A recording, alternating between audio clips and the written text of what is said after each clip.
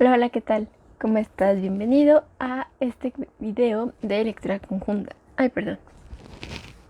Mi nombre es Wanda y el día de hoy vamos a leer el capítulo número 13 del libro de La princesa que hablaba con el viento, escrito por Shannon Hale. Si es la primera vez que estás aquí, no te preocupes. Si te interesa escuchar el resto de la historia, te invito a que vayas a la sección de videos. Ahí hay una lista de reproducción con el título La princesa que hablaba con el viento, guión Shannon Hale, y ahí vas a encontrar todos los capítulos anteriores y también voy a ir subiendo los capítulos que sigan, así que así no te pierdes de nada de esta historia que realmente está siendo bastante interesante. Y yo quiero saber qué es lo que pasa con Gerrick, Conrad, Annie, Enna y todos esos personajes que realmente son interesantes. Así que sin nada más que agregar, me ayudas muchísimo si en este momento compartes la lectura con alguna persona interesada en la lectura o que quieras que se interese en la lectura. También me ayudas muchísimo si te pones cómodo, te pones cómoda, le subes el volumen y disfrutas de la lectura. Yo me encargo del resto. Así que ahora vayamos a una visita express a Baviera. A Baviera podría ser la frontera con Kildenrin. Así que, bienvenido. Capítulo 13. El atardecer del día siguiente, Annie esperaba la visita de Gerrick tan concentrada en captar el menor ruido de cascos sobre el adoquinado, por remoto que fuese, que no oyó a Jock reclamando su atención hasta que ya estuvo a su lado. Arrancó un poco de hierba y se la dio. Le quitó un par de plumas sueltas de la cola y las colocó en un montón que Tató pasaría a recoger aquella semana. Tal vez el rey o el mismo príncipe usa las plumas que recojo. Y otra vez se preguntó cómo sería el príncipe, aunque no le resultase ni la mitad interesante que pensar en Gerrick. Había decidido contárselo todo.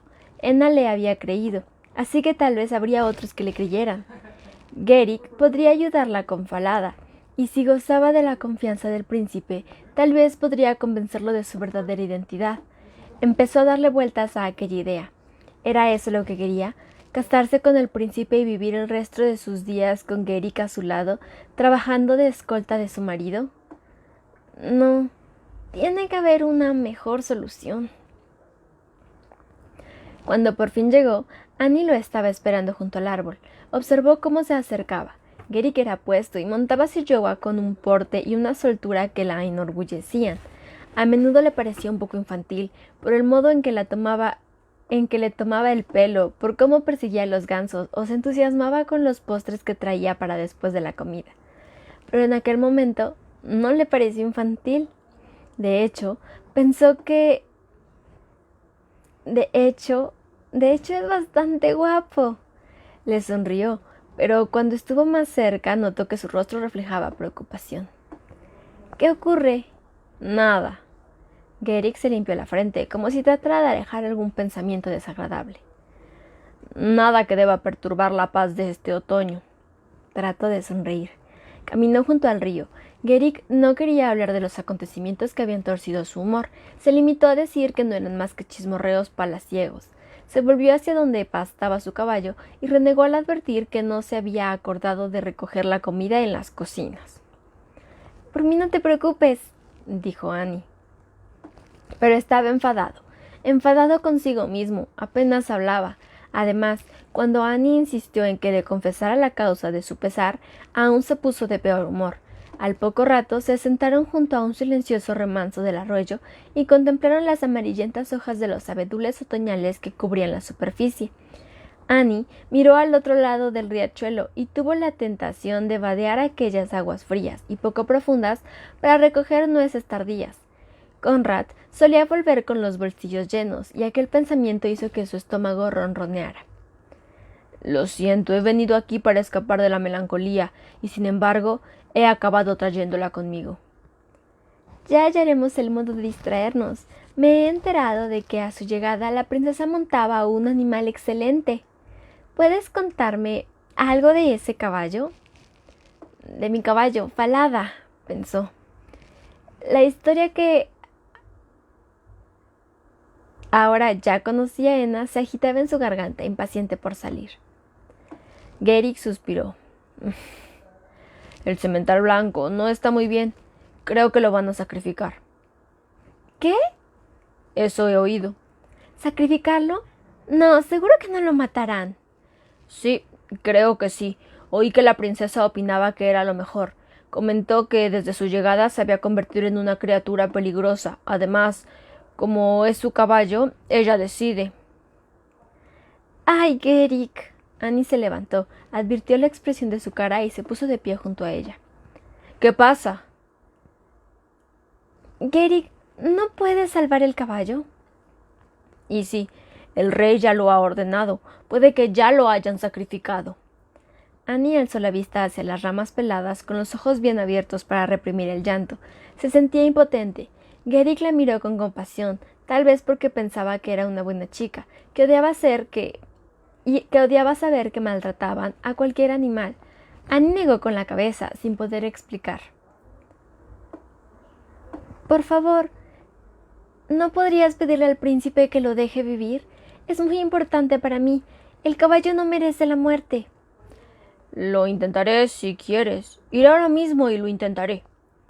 Gracias. No te pediría algo así, pero creo que eres un amigo, un buen amigo. Y sí, me alegra mucho que me consideres tu amigo. Estas tardes han sido, bueno, muy agradables. Más que agradables, han sido más que venir a comer, a conocer a tus gansos y hablar. No es como en el palacio, donde resulta más difícil, sobre todo ahora.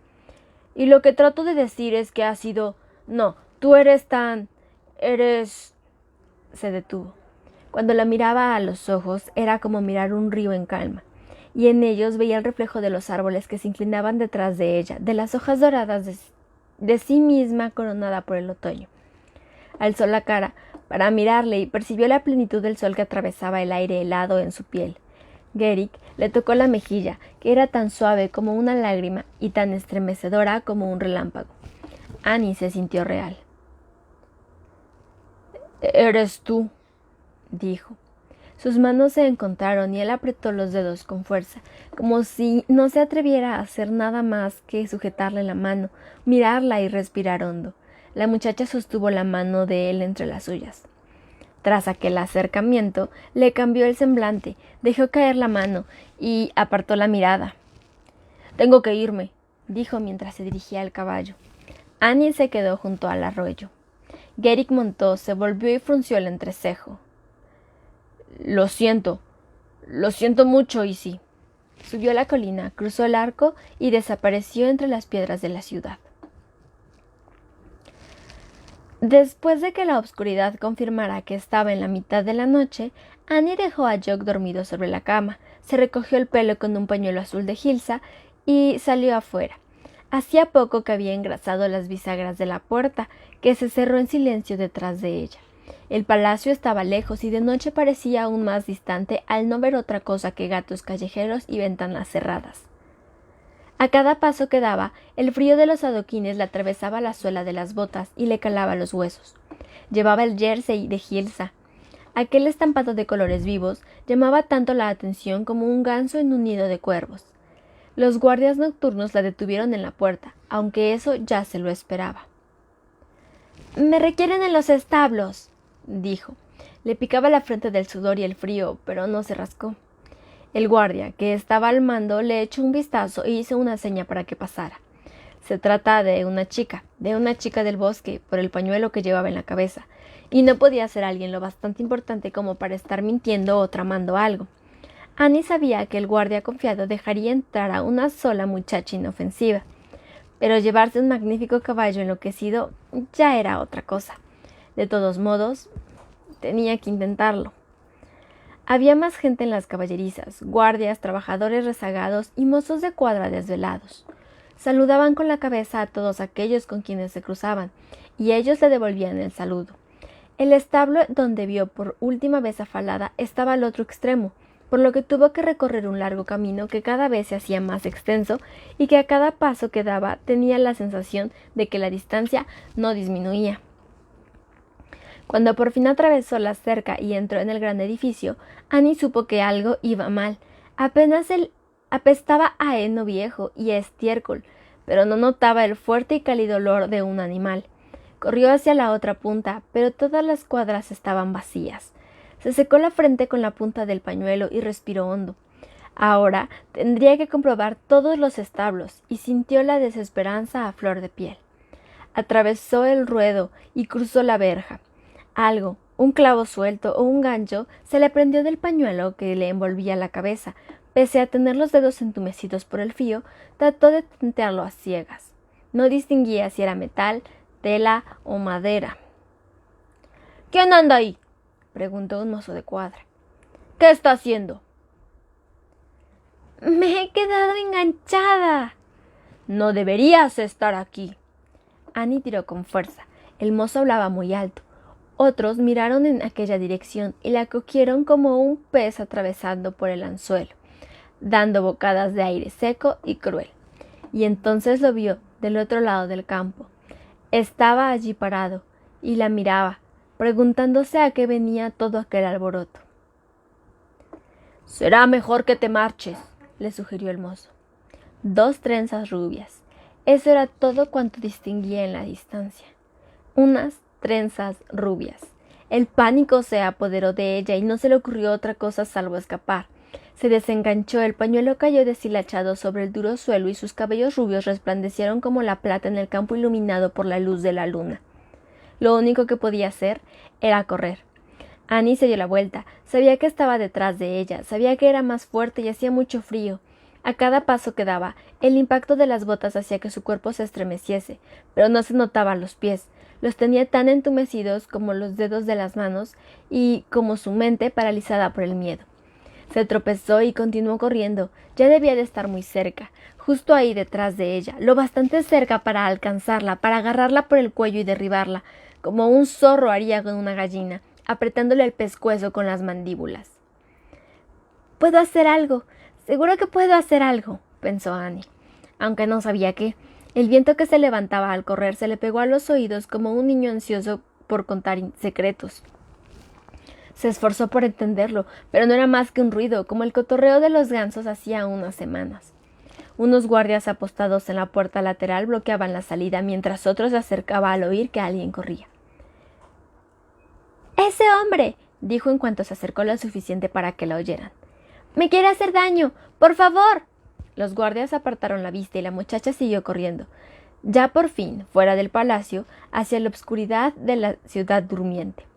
Se volvió, vio a un Golad en la puerta y le oyó gritar lleno de indignación cuando unas amenazantes jabalinas le apuntaban al pecho y le cerraban el paso.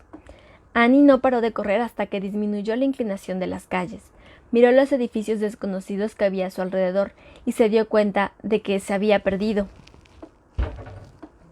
Se apoyó en una casa para descansar, con la cabeza sobre su brazo tembloroso, concentrada en respirar el aire frío que se clavaba en su garganta y en los pulmones, como si fueran dedos congelados. Un Golad sabía que estaba allí. Ahora buscarían a una muchacha kildenreana con el pelo largo y rubio. Le entró miedo otra vez. Falada no estaba y todo iba mal. Había notado algo, una idea, una sensación, algo que podía haber hecho, algo que era más fuerte que el cuchillo que tenía en la mano, algo en el viento. No se acordaba, por mucho que lo intentase, mientras daba trompicones por aquellas calles aletargadas, siempre en dirección oeste. Cuando oía unas pisadas detrás de ella, se escondía detrás de unos barriles y de un montón de basura. Pero allí no había nadie. Finalmente, cuando la luna ya se ponía, alcanzó la muralla y la bordeó en la más completa oscuridad, hasta que entró en su habitación. Por fin había llegado a un lugar donde estaba a salvo. Annie cerró la puerta, se tumbó en la cama y se quedó dormida enseguida. No se despertó hasta que Conrad llamó a su puerta después de desayunar. Ese día, Gerik no se presentó. Annie lo esperaba para que le diera la noticia de que el caballo había muerto. Se imaginaba el aspecto que tendría, lo que le diría. Lo veía caminando más despacio, abatido, con los pies renuentes a dar otro paso y sin apenas atreverse a mirarla. Pero sí que la miraría a la cara, la cogería otra vez de la mano y todo iría bien. No apareció. Cuando el sol ya había comenzado a descender por el oeste, Tató atravesó el arco. «Tengo botas nuevas», le dijo para justificar por qué daba saltitos en la hierba, sorteando cuidadosamente el excremento de los gansos. Annie lo miró con ojos de sueño y con una expresión de temor resignado. Mi señor me ha mandado a entregarte un mensaje, dijo Tató, en un tono un tanto solemne, y levantó una mano con la palma extendida, como en un rígido gesto de oración. Sí, adelante. El chico tendía a hacer pausas dramáticas. Aquí tienes, es una carta del palacio. El pergamino estaba sellado con cera. Lo rompió y leyó. Easy, las cosas han empeorado y el príncipe me necesita en estos momentos. De todas formas, creo que será mejor que no vuelva más a tus pastos. No sé cómo escribir esto.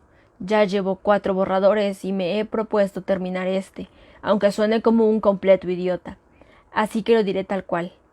No puedo quererte como un hombre ama a una mujer. Siento mucho si he dado a entender lo contrario, o me he tomado libertades con tus sentimientos. Espero que puedas perdonarme. Gary. Había una postdata garabateada al final. Te he fallado 2 veces. Ya se habían llevado al caballo cuando llegué ayer. Annie dobló la cuarta y se la guardó en el bolsillo. Tató observaba su cara. Por curioso que pareciera, la muchacha no tenía ganas de llorar, ni de echar a correr o de ponerse a suspirar. En cambio, sintió que la ira comenzaba a estallar en su interior, como una fruta pasada. Su primer impulso fue coger una piedra del tamaño de un puño que había a sus pies y lanzarla con ganas. Lo hizo. La roca dio desmañadamente en el suelo. No son buenas noticias, dijo Tató. Ya debería estar acostumbrada, pero en este momento me gustaría tener todos mis problemas en fila delante de mí para ponerles un ojo morado a cada uno de ellos. Tató esperó a ver qué hacía. Annie le dio una patada al haya. El tronco era tan grueso como 2 hombres y su corteza tan dura como la piedra de la ciudad. Ni siquiera se agitaron las ramas.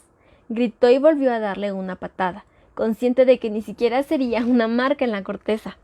Le vino a la memoria uno de los gansos más cascarrabias que intentó atacar un caballo, de tiro, y que al final solo consiguió que le propinaran un acoso. Annie se detuvo y apoyó la frente de una rama a modo de disculpa. La presión del árbol en la cara la tranquilizó. Cerró los ojos y creyó oír una especie de respiración que resonaba a su alrededor, proveniente de las ramas peladas, del grueso tronco y de debajo de sus pies.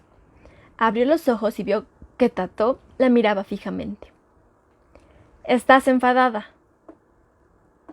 —Eso creo —contestó con cierta satisfacción. —Una vez vi a mi madre hacer lo mismo —señaló el tronco del árbol—, pero a un cubo de leche. Le di una patada y salió rodando por el suelo como una pelota de metal. En serio. —Sí, bueno. Annie miró hacia el estanque. Los gansos seguían chapoteando a pesar de que el agua estaba helada. —No puedo quererte como un hombre ama a una mujer. Le dio un vuelco a su corazón. No va a volver. Olvídate de él y de los otros, que tampoco volverán. Tu tía, tu padre, Celia, tus hermanos y hermanas, Talón, los guardias y Falada. Olvídate de Falada. Tató, ¿sabes a dónde se han llevado el caballo de la princesa? Sí, al matarrife de caballos que hay al este de los corrales. Annie le dio las gracias, y cuando Tató se marchó, les dijo a los gansos que se quedaran quietos. Dio con el matadero por el olor.